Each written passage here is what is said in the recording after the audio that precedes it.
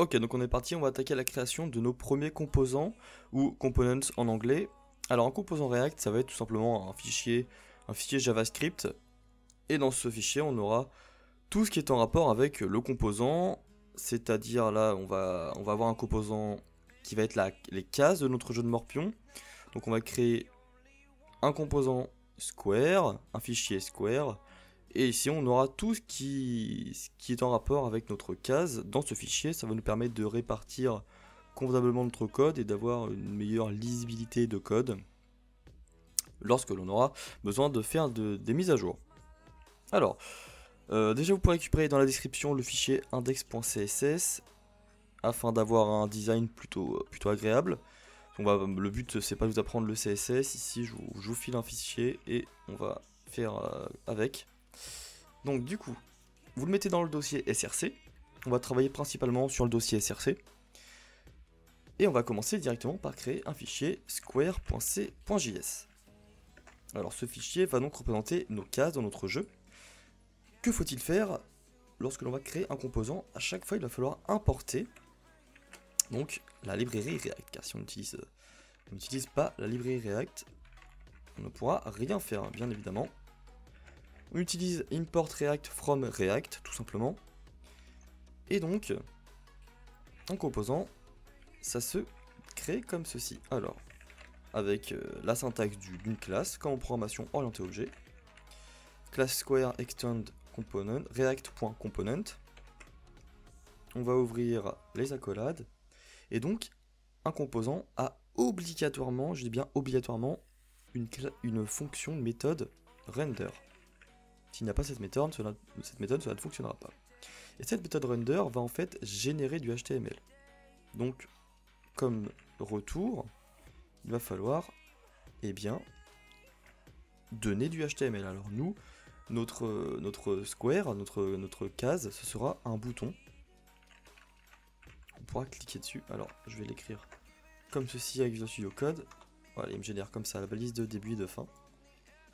Et juste là, on va pouvoir ajouter un attribut class name. Alors ici, ça va être un attribut JSX. JSX, qu'est-ce que c'est? C'est tout simplement, c'est un mélange entre l'XML, l'HTML et le JavaScript, qui nous permettent d'avoir une syntaxe plus proche, enfin plus simple pour nous développeurs, et ne pas mélanger le DOM, DOM virtuel avec le DOM, puisqu'ici en HTML simple on aurait mis ceci, button class égale square, parce que là cela ne fonctionnera pas. Il faut utiliser le JSX avec React.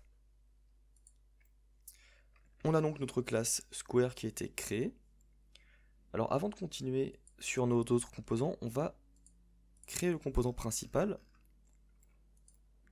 Alors ici, il va falloir utiliser import React from React, comme tout à l'heure. Voilà. Alors les points virgules sont facultatifs, mais comme moi je suis habitué à les utiliser, je vais les utiliser en fin de phrase. Et ici on utilise la méthode React DOM.render.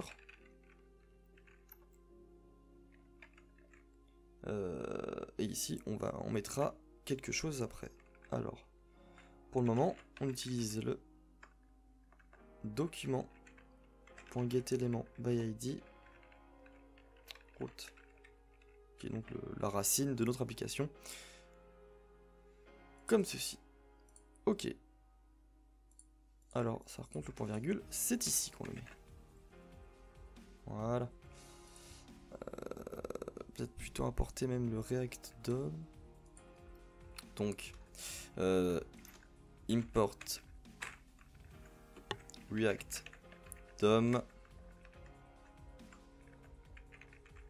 from React DOM, comme ceci. Ok, on est bon. Alors afin de continuer, on a notre composant square qui est au fonctionnel pour le moment. On va créer donc le board, composant board. Donc on fonctionne de la même manière, on va créer une classe. Alors je vais copier ici, import React from React. On peut très bien aussi copier notre début de classe, comme ceci. Voilà, on n'oublie pas le début de l'accolade et la fin. Alors, avant de commencer, on va voir qu'on peut créer des méthodes propres à nous, que l'on peut définir des méthodes dans notre composant, c'est-à-dire qu'ici, on va créer une méthode renderSquare de i, puisqu'en fait, ce composant, c'est notre plateau de jeu. Donc avec cette méthode, on va générer nos 9 cases, qui vont nous permettre de générer notre plateau de jeu de Morpion. Et en fait, on return quoi, ici? On return, tout simplement, un élément square. Voilà. Donc en fait, lorsqu'on crée un composant, on va pouvoir l'utiliser avec une balise HTML grâce à son nom. Alors ici, c'est pas la classe square, bien sûr, ça va être la classe board. Il va nous dire bah, square is not defined. Qu'est-ce qu'il faut faire? On va l'importer. Import square from. Ici, on est dans le même dossier, donc on voit qu'il y a board et square dans le même dossier, donc ./square. On aura probablement... Non, on n'a pas d'erreur, ok. Comme ça, c'est bon, d'accord. J'aurais pensé autre chose. Alors, on va voir tout à l'heure. Peut-être qu'on n'a pas d'erreur ici dans le code, mais qu'on aura une erreur au moment de l'exécution. Et je vous expliquerai pourquoi dans ce cas-là. Alors, toujours une méthode render obligatoire. Voilà. On va utiliser une constante statut qui en fait sera notre constante qui définira à qui est ce qui doit jouer en fait. Donc x, on va utiliser les croix et les ronds pour tout simplement mettre la valeur dans les cases. Return. Dans la méthode return, on retourne toujours du HTML, donc on va créer notre plateau de jeu. On va d'abord mettre une div, une seconde div, avec une class name de statut. Alors avec Visual Studio Code, on peut utiliser div.statut. Ça va nous générer div class name statut. Et ici, on va pouvoir utiliser notre petite variable grâce aux accolades statut. Et on aura ici nextPlayer.x qui sera affiché, x ou croix. Juste en dessous, div. Avec notre classe born-row que vous pouvez retrouver dans le fichier CSS que je vous ai fourni. Et ici, on va tout simplement générer, donc avec this, on va pouvoir utiliser notre méthode renderSquare de 0. Donc, ici, on va pouvoir faire ça 3 fois. 1, 2. Et ce qu'on peut faire, c'est qu'on peut copier ceci 2 fois, afin d'avoir nos 3 lignes et nos 3 colonnes. Donc on en est à 3, 4, 5, 6, 7, puis 8. Puis 8, voilà. Donc on a généré ici notre plateau de jeu, qui va nous générer donc les 3 colonnes, les 3 lignes, avec des squares à chaque fois.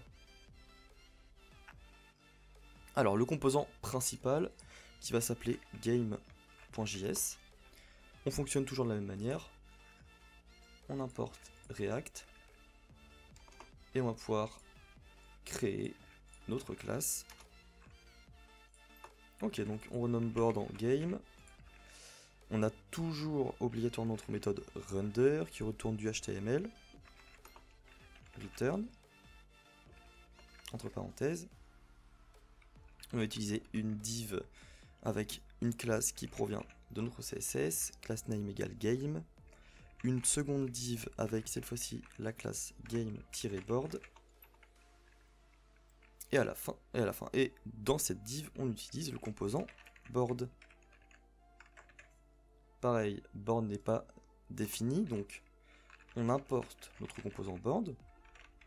Systématiquement, lorsque l'on utilise un composant qui n'est pas le composant actuel, forcément il faut l'importer. Voilà. Juste en dessous de cette div, on va déjà créer notre div game-info.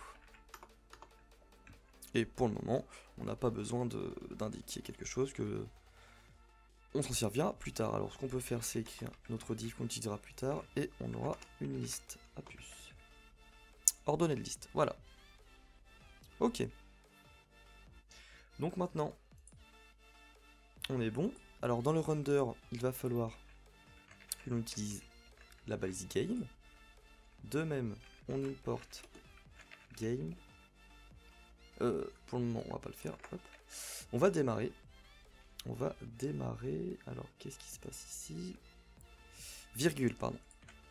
Avec cette méthode-là, en effet, c'est quelque chose qui accepte plusieurs paramètres. Donc, effectivement, j'importe mon composant game. On va pouvoir le tester. Alors, vous pouvez lancer une console et taper la commande npm start, ou si vous êtes sur Visual Studio Code, vous pouvez simplement cliquer sur exécuter ici dans les scripts npm. Vous voyez, npm run start, c'est la commande qu'il faut exécuter en temps normal.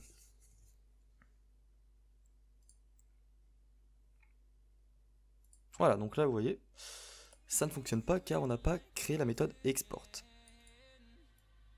Alors, je vais vous expliquer.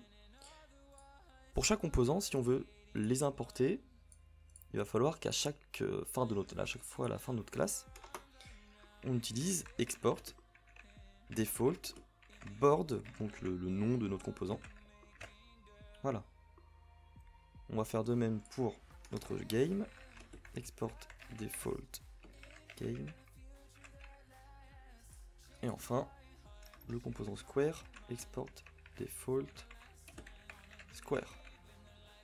On va pouvoir revenir ici, vous voyez, on a bien notre plateau de jeu qui a été généré. Alors là, on n'a pas le rendu CSS, il va falloir faire de même. Dans notre index.js, on va importer notre fichier CSS, import. Ici, on a juste à faire notre point slash, car c'est dans un dossier, c'est dans le même dossier .css. Et voilà, on a notre plateau de jeu du coup qui est ici. Et le but donc c'est lorsque l'on va cliquer sur les cases, on rentre une croix, cela change, cela devient le rond. Lorsque l'on clique, on rentre un rond, et celui qui a fait une ligne ou une diagonale de 3 ronds ou de 3 croix gagne la partie et le jeu s'arrête. On aura aussi un système d'historique.